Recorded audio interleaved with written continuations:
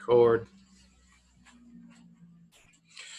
Welcome to the Bodhi Bros. Ladies and gentlemen, this is officially the dawn of Season 2, Episode 1, where we, John with a J, Bodhi Ray, are shifting gears into a new format. We are exploring uncharted waters, investigating new territories, and just kind of diving in today and figuring out what's going to work for us and for you guys moving forward. We are not entirely abandoning the video review thing that we used to do, but maybe just make that more of an accent piece now, maybe when we want to shake things up or something, or that becomes maybe exclusive material for a Patreon or buy us a cup of coffee or one other. it's other time one of to those evolve. platforms. Yes, time to evolve. Time to expand.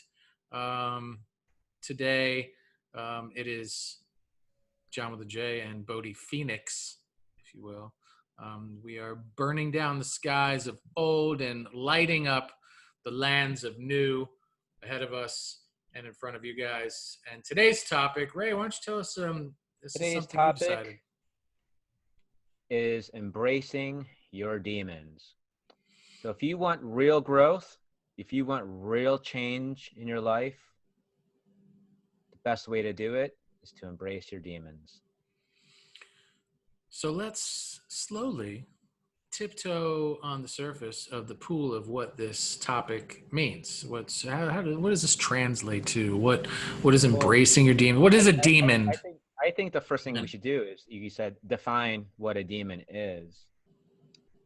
To me, a demon is any consistent thought that takes you out of the present moment.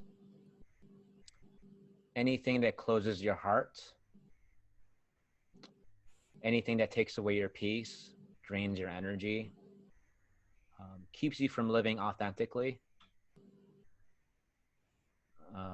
keeps you in a state of survival mode, which keeps you from limiting yourself, from limiting your expansion.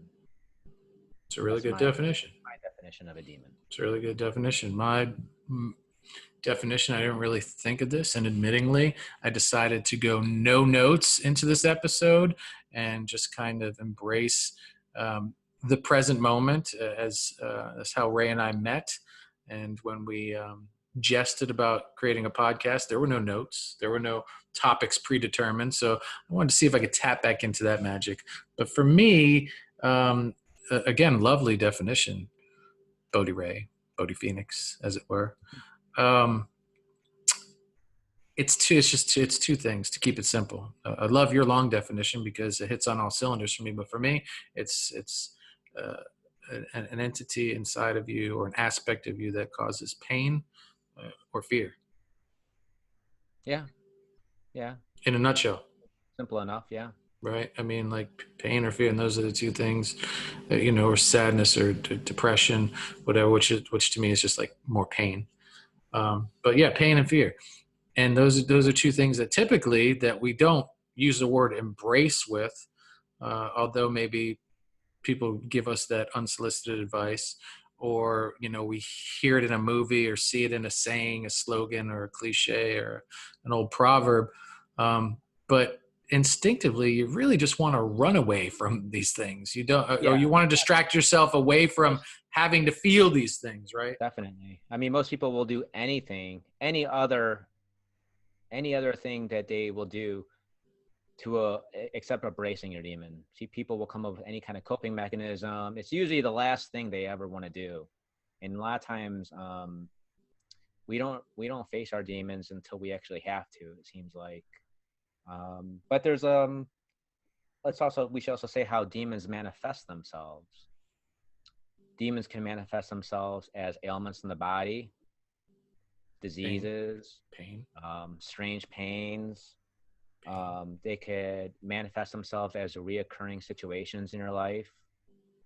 Some of the people that come in, we keep attracting in our lives. We may still keep attracting people who are narcissists for some reason that we can't understand. And they could also manifest themselves supernaturally. which like I've had that experience before. So you may think that you're haunted. You may be having sleep paralysis, shadow beings. You may notice certain things moved. So you may think you're haunted. You may think there actually is an something externally that's bothering you, that's supernatural. When in fact, it is a external manifestation of the internal energy that you're suppressing. That That makes sense. makes crystal clear sense to me. Very well spoken as So there's well. a lot of different ways that this energy can manifest itself if we don't face it, if we don't embrace it. So we talked about what demon is defined for us both. We talked about how demonic energies may manifest.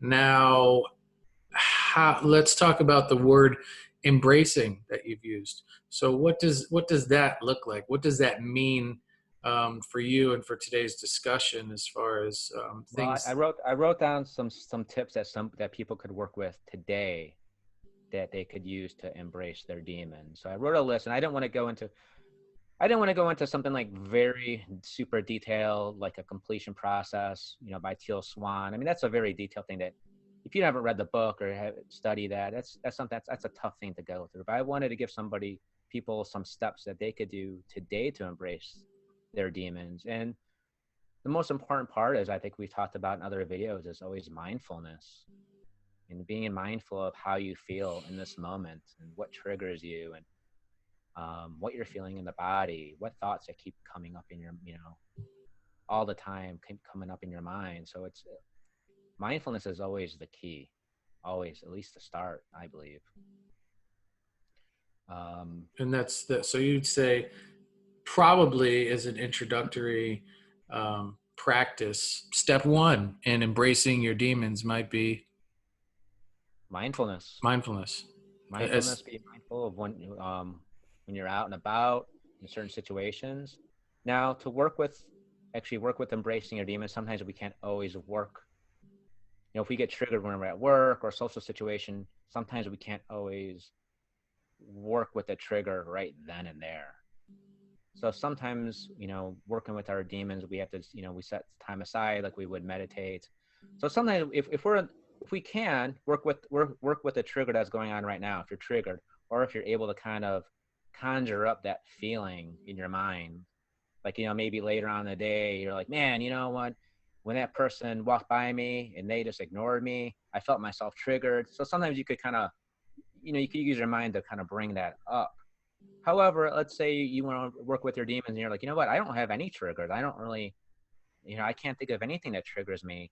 Then I would advise working with the body. And I would say, okay, if you can't think of a trigger right now, that's fine. So turn your attention towards your body, because your body will store that pain. So my advice would be close your eyes and find out where you feel discomfort in the body, where you feel uneasiness, tightness. Let's say maybe it might be your chest. You may feel a lot of stress right here in your chest. So step number 2 would be to personify it, give it form. So you would ask questions like, okay, I feel tightness in my chest. What feeling is it? Oh, okay, it feels like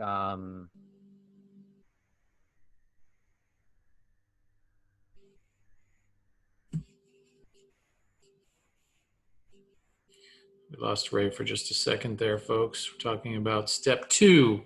Step two, two, two. Mic check, mic check. Step all right, two. There he is. He's back. All right. all So step two, you said was personify the bumps and personify. bruises of the Bodhi So, Bros. so what you do is you give it shape, you give it Yes. form, you give Yes. like what's the size of it, what's the feeling of it, what's the color of it. Personify. What kind of eyes does it have? Does it have a name? Another real important question is how old is it, the age of it too. So you want to personify. You could even draw this out. You can even take a piece of pen and paper, markers, crayons, and the more detail you give it, the better. So give it as much form, gender, size, shape. And what you do is you imagine this demon. Let's say this demon's name is Brad. I don't know. and Brad. he's tall, red, and he looks like the devil, and he's in front of you, what you do is you hold space for it and you allow it to speak. Listen to it. This is the part that I call inviting your monsters or your demons to coffee and or tea and cookies. I like to say Yeah. yes Or because I beer. don't drink coffee anymore. Or beer. If that's your thing, yeah. Invite your monster, your demons to beers, or sparkling water, whatever. I say tea and cookies just because it sounds proper, like tea and crumpets, and it also sounds fun and like just jovial and Yeah. childlike. Cookies. Everyone tickles you in an inner child kind of way, but it also softens the just the whole meaning of it too. Like, oh my God, I'm inviting the scariest thing and the most painful thing in my life to sit down and enjoy tea and cookies with me. That's basically what Ray's saying here. Is he's saying Right. like, get to know each other, and that's where the So magic what begins. you want to do is when it's in front of you, when you're having beers and cookies, is you want to listen to it. You want Yes. to find out, okay, what does it want? So it may say something like, yeah, you know what? I want to choke slam my boss at work. Choke Where you slam. really want to get to is you want to get to what it needs, because a need is different than a want. It may say I want to choke out my boss, but really what it wants is it wants to be listened to. It wants to be heard. So you have to find out, you want to get down to like what it really needs. Now the part is you switch places and you go into the demons part and you ask, okay, you kind of say like, okay, the demon heard everything that you said. Now you look at yourself through the demon's eyes and you describe yourself. How would the demon describe you? How would the demons describe what you wanted and what you needed? So you find that out. Okay, so the demon might look at you like you're a child. It may see you as like weak, that it needs to protect you actually. So it may actually be an ally. The demon may actually be an ally trying to wants to do the right thing and help you, but it's just kind of naive. Um, and actually, what another good definition that I think of demons are really just outdated coping mechanisms that don't work for you anymore. Right. So, So what? So addictions would fall into that then.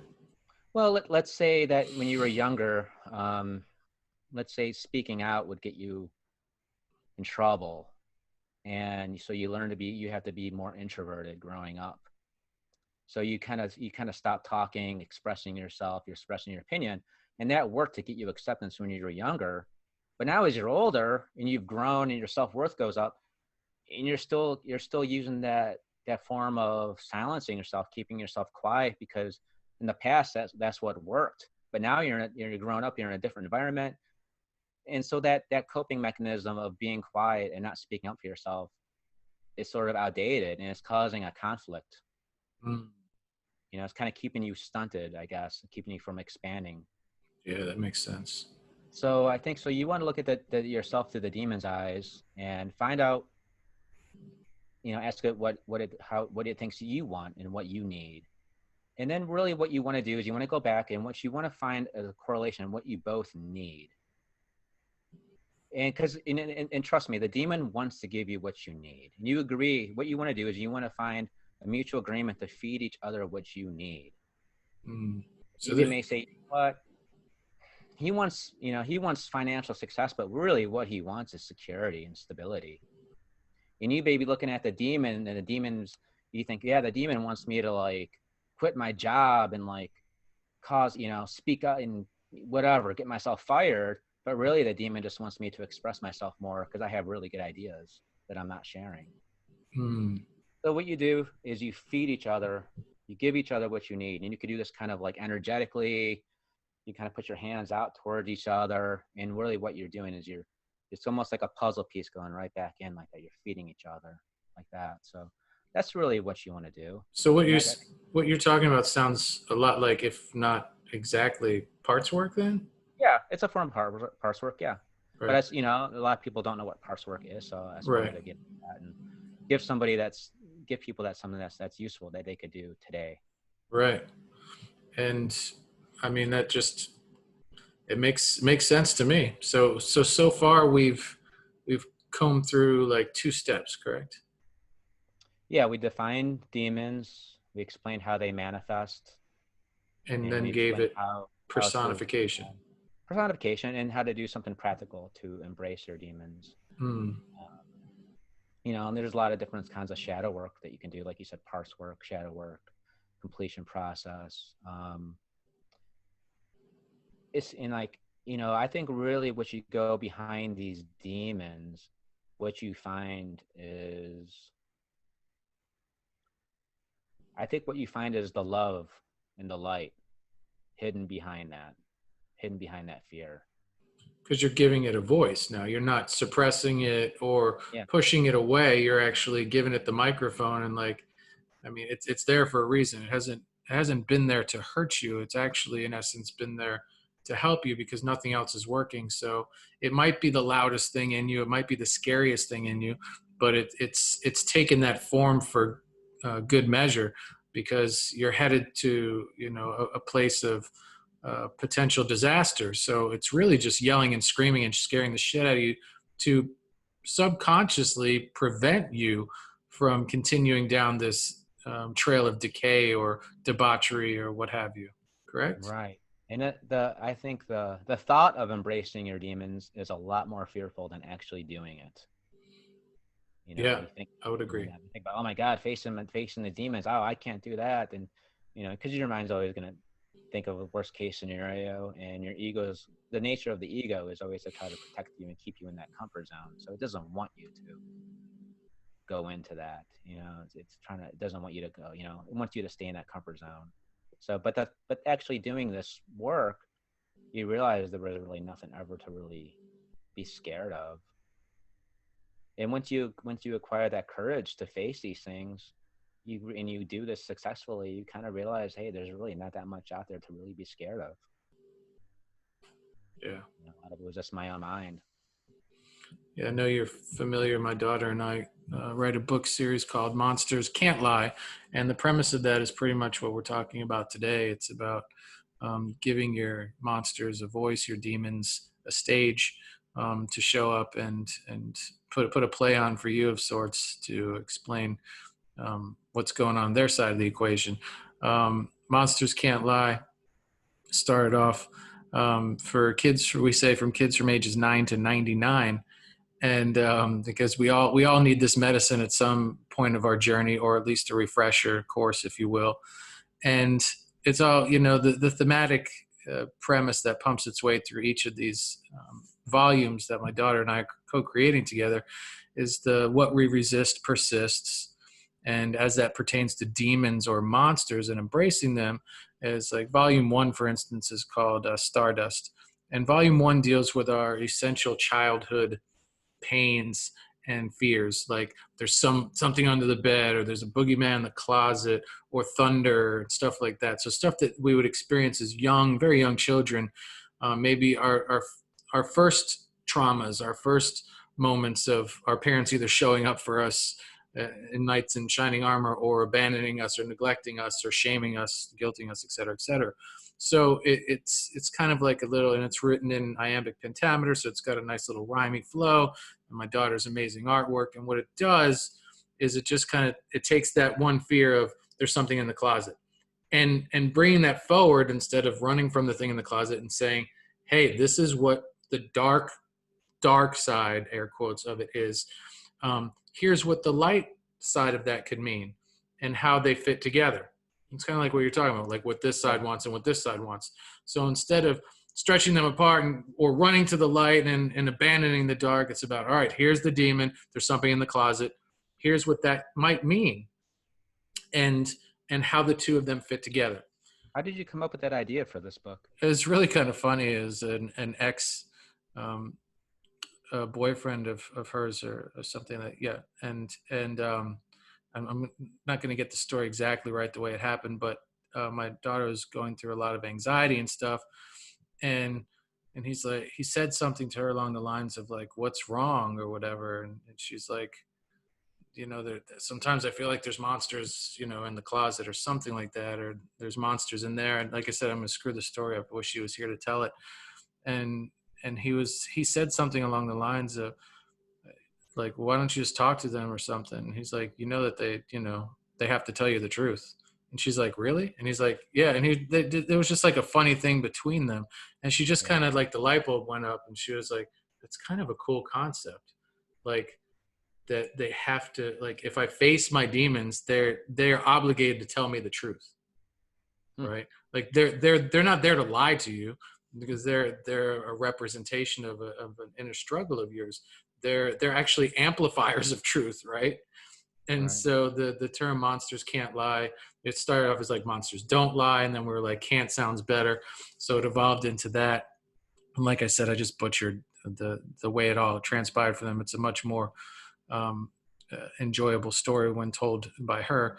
But nevertheless, that just gravitates into volume 2, which then which I just finished writing, and she's doing the artwork for now. Eventually, love you. Anyway, and that became a social thing now. So, and the reason why I'm talking about this is just to uh, not to promote the book necessarily, but go ahead and get a copy on Amazon if you like. Just look up Monsters Can't Lie.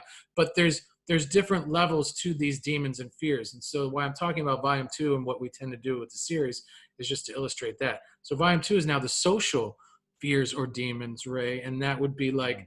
crowds, height, when you go somewhere and you experience a fear of heights, Yeah. or water, where you have to drive over a bridge and some people like freak out or whatever. So these are more social strangers, and how people perceive strangers as demons and stuff like that. And then volume 3, we decided to go into like we're going to make that like our Lego Star Wars, if you will. And that is, we're gonna make it like a really soft and like pastel-y kid story. So we're doing like some really high level stuff now. Then we're gonna dial it down and plug into a whole different crowd, if you will, and tell more of the story of what you asked, like how did this come to be, and tell it Yeah. more of like just like a quick story, It's pretty with, awesome. with her help. Then 4 and 5, real quick, and then I'll wrap it up here. But 4 goes into animal totems, right? And these would be the shadow totems, though, and predominantly the demons in us that we are most scared of, like sharks, snakes, spiders. But what that fear actually really represents in us, and going toward those creatures versus saying, no, no, no, no, no, no, I can't go in the water. There's sharks in there, or oh yeah, So you're kind spider. of finding like the underlying psychological reason why you'd be scared of that animal, pretty Right, much. Okay. right. And why that becomes known as your shadow totem, because it's not one that you're like, I'm an eagle, I'm a hawk, I'm a humpback whale. You're like, yeah, you're that, but you're also the spider. You, I'm not a spider. Those things are disgusting. Kill spiders with fire. Yeah. I know spider is mine.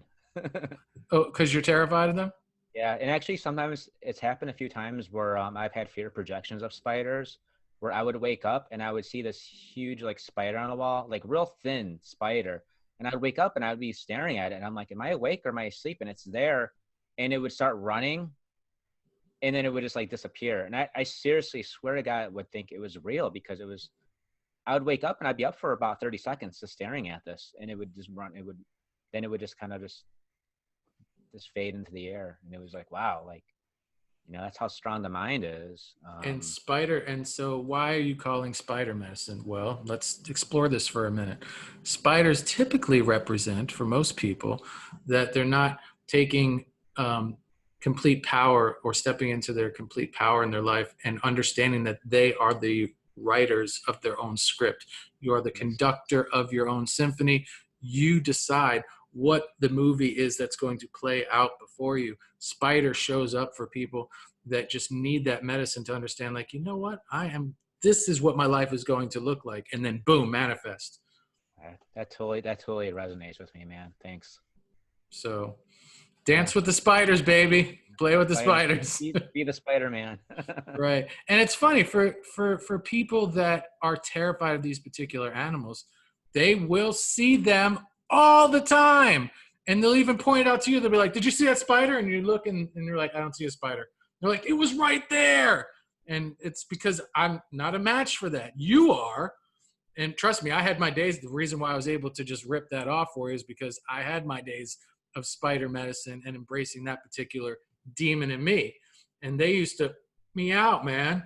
I have Yeah. a comedy skit on naked facing the biggest spider ever created on this I planet. remember you telling me that. Yeah. I mean, like, this thing was like, are you joking? Like, who planted this thing here? This cannot be real. Shit, it just moved.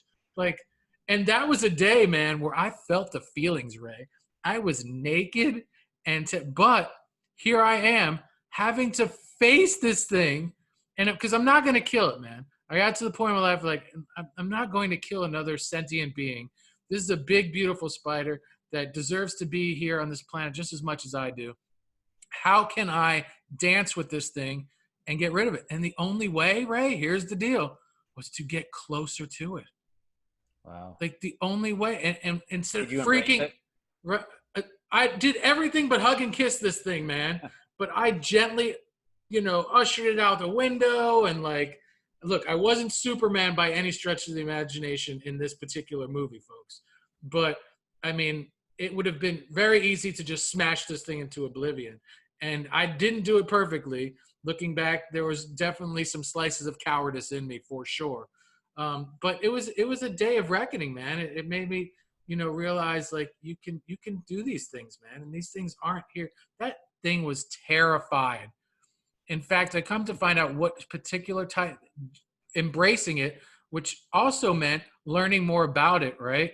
So I did some research on this spider afterwards, and it comes to find out that they're mostly blind, and so they feel with their feelers and everything and all that stuff, and so they'll run what feels like they're running at you and jumping at you, like to attack you, but they're just going toward like your vibration and what you're putting out, but they don't even see you really.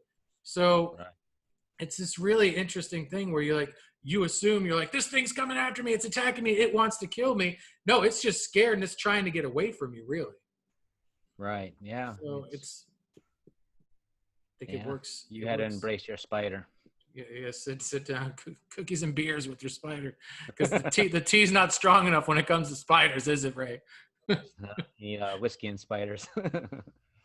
Yeah, we've graduated from beer. We're now into whiskey and cookie with spiders. Hey, all right. You think it's time for a card? I don't know, man. Is it time for a card? I think it's time for a card. Let's do a card. What deck you got? Well, you mentioned her earlier, Ray, and when I thought about monsters, I couldn't think of anything more scary than the blind spot. Blind spot. Oh. Bum, bum, bum. All right, folks. That will show. Why don't you explain what the blind spot deck is? The blind spot deck is all about the things that we don't know that we don't know. So they're all represented here by some what are known as sigils. Teal Swan, the artist of the deck, the author of the deck. She wanted to create things that are hidden in our subconscious that we're not yet aware of. And so I'm hoping that here with today's collective card pull, we'll pull out a demon of sorts. A collective demon? A collective demon. I'm pulling a demon out of the deck, Ray. And we're all going to be like, ooh, this doesn't pertain to me. That doesn't resonate with me at all, because we don't know that we don't know it, folks. So this card is all about something that is hidden deep within your psyche that you have suppressed, disowned, denied, rejected, whatever, up until this point. But now it's time to take a look at it and say, like, how does this aspect of me, how does this demon within me, why is it here? And how do we dance more harmoniously together? How do we do what Ray said earlier and listen to both sides and then meet in the middle and come to an agreement on things, right? Yeah, right. And it's not about compromising. It's about hearing each other. And it's not about bargaining and, oh, I'll do this, you gotta do this. It's about just really deeply listening and coming to a place of together understanding, right? Right. And that energy wants to come together with you. It's going to want to. So it's not going to, it wants that. All right. I'm going to put it on the chambers floor, AKA the heart. Heart chakra. Give it that heart energy. Oh, we're going to get a demon ray. We are going to Oh, I like exercise a demon ray. Here it comes. Woo! Loaded, load. There we go. Can I get a what? What? There it is. All right, great. And 1, 2. I think it's no. Wait, it's this one, right? Oh, right there. Oh! Hot, fire! 61. I like it. 61. Check out the artwork for a few moments. This is the sigil. I like that. Yeah, which is a symbol that she channeled that for her, and maybe for you and I and all of us, will be representative of something that we take with us. She has these temporary tattoos made from, I think, pretty much all organic, all natural sources that you put on you and train with this symbol for and walk with it for a week, 2 weeks. It's funny. They're all made from the same material in the same way, and they're all the same size, just different designs, right? Some will be on you for 3 days and then it washes off. You can take a shower every day. Some will be with you for 2 weeks. So it's pretty powerful the way that our body cool. embraces these things and holds on to them or releases them in one way or another. So 61. Now these are really typically, as you know, Ray, very long. Yeah. Oh, wow. Usually you can kind of break it down or find the paragraph that kind of explains it the best, summarizes it. Yeah. Wow, this is really a lot. What's the Okay, so sigil number 61 is temporality. We'll bounce around here. I'll go intuitively to the paragraphs because there's like 3 pages here. So maybe I'll do like one in the beginning, the middle, and the end. There we go. Right. Sometimes it says like you draw on this card, it means blah blah blah blah. Oh, well, look at this. If you have drawn this sigil, what is preventing your progression is that you are either too attached to the temporal in general or to an aspect of the temporal, and it has caused you to lose sight of the bigger picture, which includes much more than the temporal world. If you have drawn this sigil, you might be looking for a solution that does not exist in the temporal world. This is like looking for a key that is lost, but being convinced that the key is somewhere in one specific room and never finding it, because the key you are looking for is in fact not even in that room. If you have drawn this sigil, you may be so invested in the physical and provable and rational, and even potentially the type of science that is purely focused on physicality and those same things that you have forgotten that there is more to the universe than meets the eye. The physical world may seem secular, but it isn't. The physical world is not separate from spirit. It is a manifestation of spirit. If you are denying the majority of the universe and actually the majority of yourself, if you have invested in this way. Because of this, you might be more skeptical than you should be. By closing your mind down, you become unable to experience other potentials and other realities. You become selectively ignorant. I'll skip to the end here, and it says, this sigil has come to tell you that the answer you seek does not lie in the physical, and it has come to tell you that you are being limited by your fixation on some aspect of the physical. It is like being so focused on the tree that you forget the forest. The thoughts causing your over-identification with that aspect of the physical must be questioned. It is time to invest your focus in the higher perspective / truth that comes with the awareness that transcends physical life, space and time, and all of the things in it. Sounds like a prescription for meditation. You know, it sounds like whatever you're looking for is inside, internal, not external. I think this echoes, things that we've been talking about lately too. I think, and instead of trying to change the world, be the change that you want to see in the world. That whole message too. That's not external things. That's going inside. We've talked about how this pandemic has, created a lot of unrest and just uncertainty and stuff. And a lot of folks will go outward and say, well, this is wrong. I want to change this. I'm going to move this. I'm going to shift this mountain.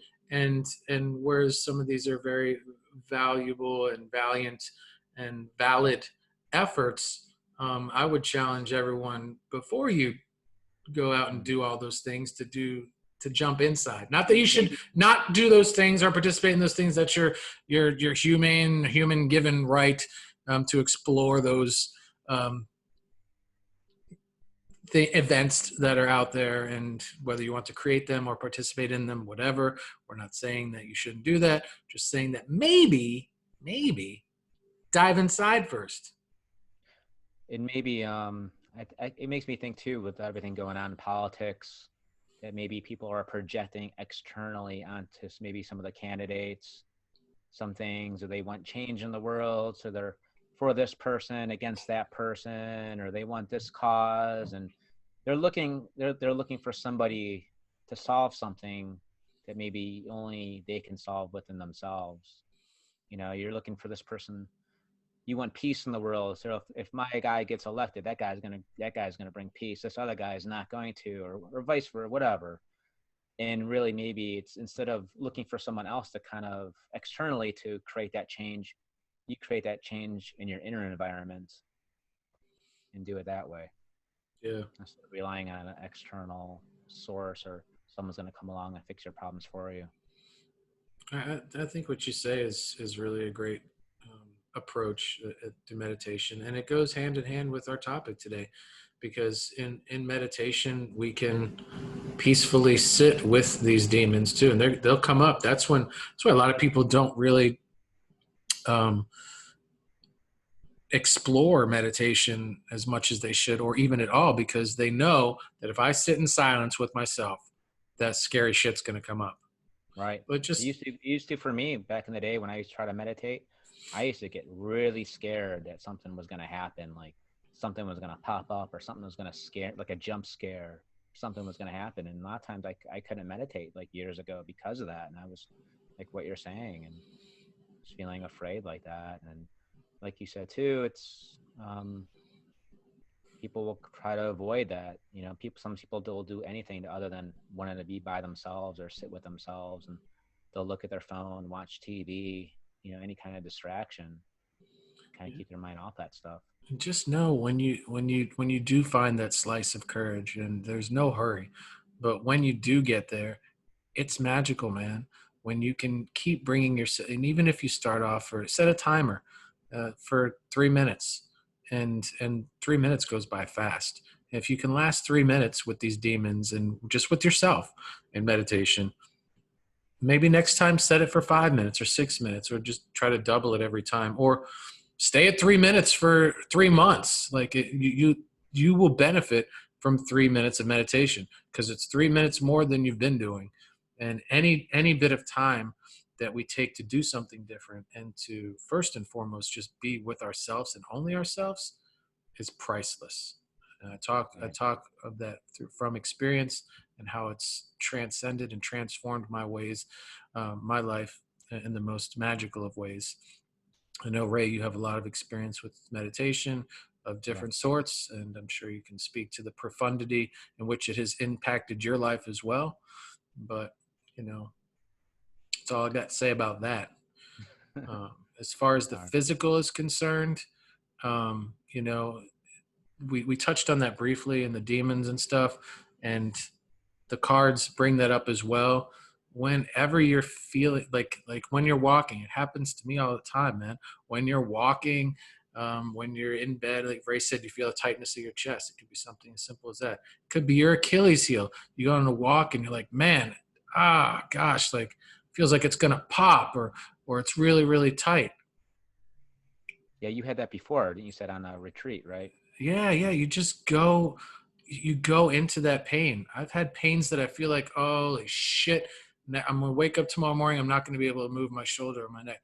And that's a recipe for disaster, because that's resistance. That's I'm going to grab salves and this and that and put things on to alleviate the pain. And in that of itself, is resistance. Not that you Right. shouldn't treat yourself with natural remedies and things that bring alleviation, not saying that, but don't forget the most important element of it all, and that is embracing those demons, because that shoulder pain is a Yep. demon. And it's something too to remember is that resistance is based in fear. And the more resistance you have something, you're feeding it that fear energy. And that's what kind of makes it, that's what makes that get worse and worse and worse, is that fear energy, that resistance. So remember, resistance is fear, acceptance is love. So if you accept that, that's there, and that's a form of love. And sometimes those two actions may be the same, like you said, putting ointment on it. Some people might be putting some kind of ointment on it out of resistance, because I don't want to feel that. Yeah, And you're right. which is true. But also somebody could also be putting ointment on there because, you know what, I love myself and I don't want to feel this pain. And so it's, even though the action is the same, it's coming from a different energy. It's coming from a loving energy, not a fear-based energy. And I think that's why certain practices, whether it's medicinal, meditational, whatever, work. And I say work, and then other times it doesn't work because the intention is huge behind. And that's what the whole placebo study and stuff too is. It's where it's coming out of, where it's deriving out of that action. And when you do stuff out of resistance, that's what creates karma. That's what creates that karma, is because you're building that resistance and you're actually feeding it fear.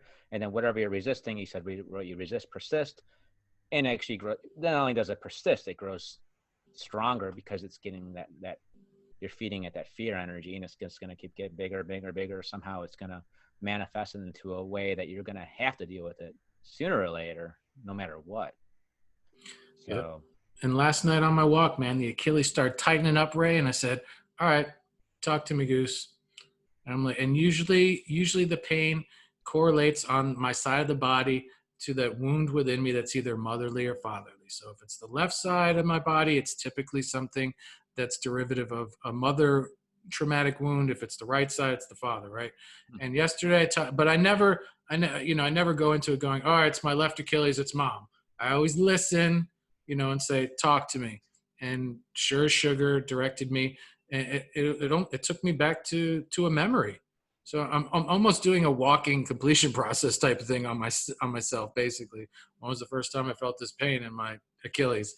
And next thing I know, like the walk has taken me to a place. It was really cool because I'm like, oh man, did I just walk through a crosswalk and not even look for cars type of thing? Like, whoo, like where I'm like, like when you're driving sometimes and you get in that zone and you pass 5 exits and you're like, where did the last 5 exits go?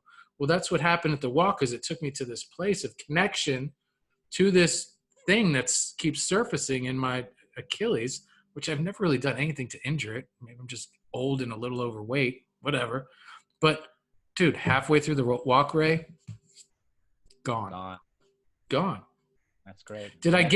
I didn't even get any resolution or anything like that. Like there weren't any epiphanous moments where I was like, this. And so I'm sure that this pain will come back again so that I can reconnect with it and learn more from it. But I've become very aware of it. And in that moment, it's gone. It didn't worsen.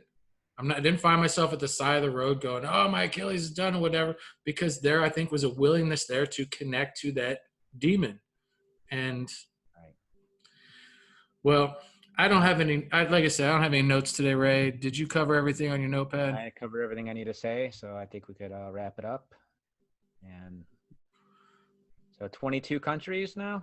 22 countries. I always say I'm going to leave it as a surprise for you, but then I get like all giddy and I share it before the podcast starts. Damn me for doing so. But yes, we are now in Kenya. So we have graced yet another continent. We're looking out for you, Antarcticans, Antarcticans, right? Is that right? Yeah, I think that's what it is. Antarcticans. Tune in. What else are you doing up there? I mean, you gotta come on board. Come on. I'm sure it's a little cold. Listen to a podcast. Warm you up. Hit us up with the topic you want us to cover. That's right. Yeah, let us know what's going on in the world up there.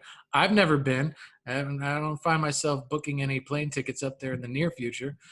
Not because I'm hating, but because of the pandemic situation. But let us know why we should come to Antarctica and host a retreat there. Wouldn't that be some shit? Yeah. Woo! Hey, we're open to anywhere and anything, folks. This is now officially season 2 of the Bodhi Bros. We make our own rules here, as you should in your life, as And long as stepping it's out of our comfort respectful. zone Yes. ourselves. Yeah. Yeah. This was sort of embracing that too. I guess a little bit of insecurity because normally we review videos, we kind of have that to fall back on, sort of. Yeah. Well, let's talk about this guy or what he said, Tony Robbins or whatever. But this time it's all us.